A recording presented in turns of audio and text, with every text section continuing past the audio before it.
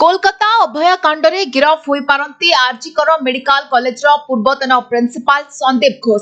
संदीप को नारे एतला कला सीबीआई रो दुर्नीति निवारण शाखा पक्षरु एतला दायर करा जायछि। एतला कॉपी सीजेएम कोर्ट रे दाखल करिछि सीबीआई। खूब शीघ्र तांको गिरफ करा जाई पारे बोली अनुमान करा जाउछि। उत्तर बंगोपसागर रे सक्रिय रहिछि घूर्णिबलय प्रभाव रे 27 तारिख जाय राज्य रे प्रबल वर्षिब। परवर्ती 48 घंटा रे घनीभूत होई लघुचाप क्षेत्र सृष्टि हेबार संभावना रहिछि।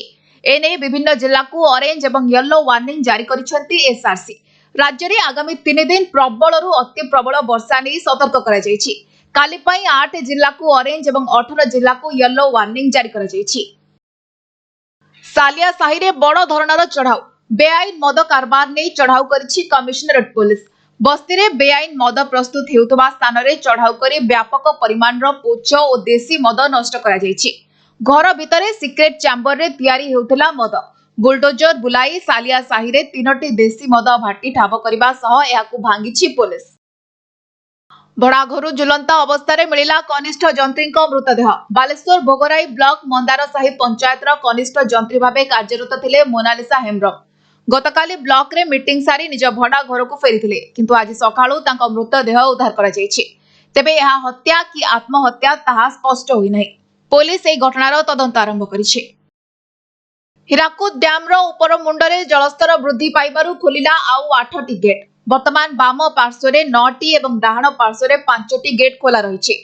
जलभंडार भितरकू 2,30,000 क्यूसेक जल प्रवाहित हेउछि। आसंता काली सुधा इनफ्लो 2,60,000 क्यूसेक टपी जिवो। सेपटे तलिया अंचल रे बन्या जल प्रवेश करि सारथिले मध्य वर्तमान राज्य रे बन्या आशंका नाही बोली कहा जायछि। महाराष्ट्र पुणे रे बड़ हेलिकॉप्टर दुर्घटना यांत्रिक त्रुटि जोगु क्रैश हैला हेलिकॉप्टर।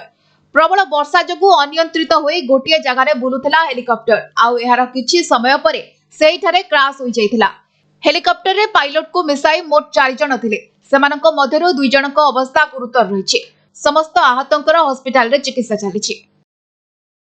आसाम गणदुष्कर्म मामला रे मुख्य अभियुक्तर मृत्यु। अभियुक्त तफजुल इस्लाम को क्राइम स्पॉट को नेबा बेले पुलिस हातरु खसी जाई फेरार होई जबाकू उद्यम करुथला। एही समय रे पोखरी रे बुडी तार मृत्यु होइछि।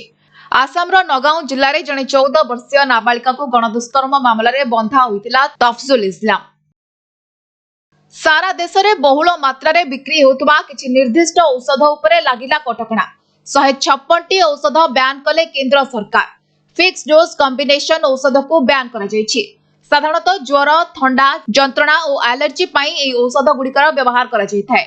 मनीष शरीर उपरे एहा कुप्रभाव पकाउथिबारु एही सब औषध उपरे निषेधादेश जारी करिसेंती सरकार।